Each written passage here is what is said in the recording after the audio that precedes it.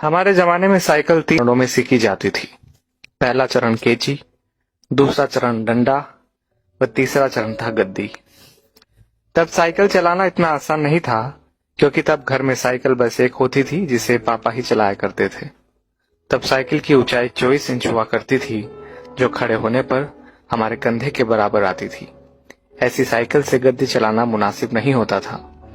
केची वो कला होती थी जहां हम साइकिल के फ्रेम में बने त्रिकोण के बीच घुसकर दोनों पैरों को दोनों पेंडल पर रखकर चलाते थे, और जब हम ऐसे चलाते थे तो अपना सीना तान कर टेढ़ा होकर हैंडल के पीछे से चेहरा बाहर निकाल लेते थे और टिन टिन करके घंटी इसलिए बजाते थे ताकि लोग भाग देख सके कि लड़का साइकिल दौड़ा रहा है। आज की पीढ़ी इस एडवेंचर से महरूम है। उन्हें नहीं पता कि 8-10 साल की उम्र में 24 इंच की साइकिल चलाना जहाज उड़ाने जैसा होता था। हमने ना जाने कितनी दफा अपने घुटने और मुंह तोड़वाए थे, और गजब की बात तो यह है कि तब दर्द भी नहीं होता था। गिरने के बाद चारों तरफ देखकर चुपचाप खड़े हो जाते थे, अपना निक्कर पोंछते हुए। अब तकनीकी ने बहुत तरक्की कर ली है। 5 साल के होते ही बच्चे साइकिल चलाने लगते हैं, वो भी बिना गिरे। 2-2 फीट की साइकिल आ गई है, और अमीरों के बच्चे तो अब सीधे गाड़ी चलाते हैं। छोटी छोटी बाइक उपलब्ध है बाजार में।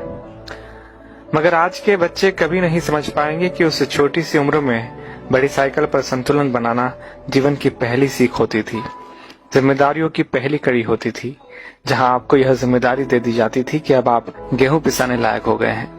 इधर से चक्की तक साइकिल डुगराते हुए जाइए और उधर से केची चलाते हुए घर वापस आइए। और यकीन मानिए, इस जिम्मेदारी को निभाने में खुशियां भी बड़ी गजब की होती थी। और यह भी सच है कि हमारे बाद केची प्रथा विलुप्त हो गई है। हम लोग ही दुनिया की आखिरी पीढ़ी है जिसने साइकिल चलाना 3 चरणों में सीखा था। हम वो आखिरी पीढ़ी है जिन्होंने कई बार मिट्टी के घरों में बैठकर परियों और राजाओं की कहानी सुनी, जमीन पर बैठकर खाना खाया, प्लेट में चाय पी है। हम वो आखिरी लोग हैं जिन्होंने बचपन में मोहल्ले में मैदानों में अपने दोस्तों के साथ परंपरागत खेल, गिल्ली डंडा, लुका छुपी, खो खो, कबड्डी, कंचे जैसे खेल खेले हैं। हम वो आखिरी पीढ़ी के लोग हैं जिन्होंने कम या बल्ब की पीली रोशनी में होमवर्क किया है और नोवेल पढ़े हैं। हम उसी पीढ़ी के लोग हैं जिन्होंने अपनों के लिए अपने जज्बात खतों में आदान प्रदान किए हैं। हम वो आखिरी पीढ़ी के लोग हैं जिन्होंने कूलर, एसी व हीटर के बिना ही बचपन गुजारा है। हम वो आखिरी पीढ़ी के लोग हैं जो अक्सर अपने छोटे बालों में सरसों का ज्यादा तेल लगाकर स्कूल और शादियों में जाया करते थे। हम वो आखिरी पीढ़ी के लोग हैं जिन्होंने स्याही वाली दवात या पेन से कॉपी, किताबें, कपड़े और हाथ काले नीले किए हैं। हम वो आखिरी लोग हैं जिन्होंने टीचर से खूब मार खाई है। हम वो आखिरी लोग हैं जो मोहल्लों के बुजुर्गों को दूर से देखकर नुक्कड़ से भागकर घर आ जाया करते थे।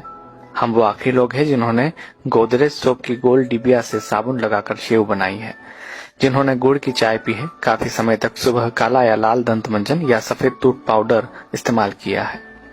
हम निश्चित ही वो आखिरी लोग हैं जिन्होंने चांदनी रातों में रेडियो पर बीबीसी की खबरें, विविध भारती, ऑल इंडिया रेडियो और बिनाका गीत माला जैसे प्रोग्राम सुने हैं। हम ही वो आखिरी लोग हैं जब हम सब शाम होते ही छत पर पानी का छिड़काव किया करते थे। उसके बाद दरी चादरें बिछाकर सोते थे। एक स्टैंड वाला पंखा सबको हवा के लिए हुआ करता था। सुबह सूरज निकलने के बाद भी ढीठ बने सोते रहते थे। वो सब दौर बीत गया। दरी चादरें अब नहीं बिछा करती है। डब्बों जैसे कमरों में कूलर, एसी के सामने रात होती है, दिन गुजरते हैं। हम वो आखिरी पीढ़ी के लोग हैं जिन्होंने वो खूबसूरत रिश्तों और उनकी मिठास बांटने वाले लोग देखे हैं जो लगातार कम होते चले गए।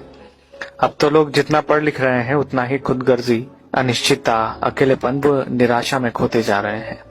हम ही वो खुशनसीब लोग हैं जिन्होंने रिश्तों की मिठास महसूस की है। हम एकमात्र वह पीढ़ी है जिसने अपने माँ बाप की बात हमेशा मानी है और बच्चों की भी मान रहे हैं।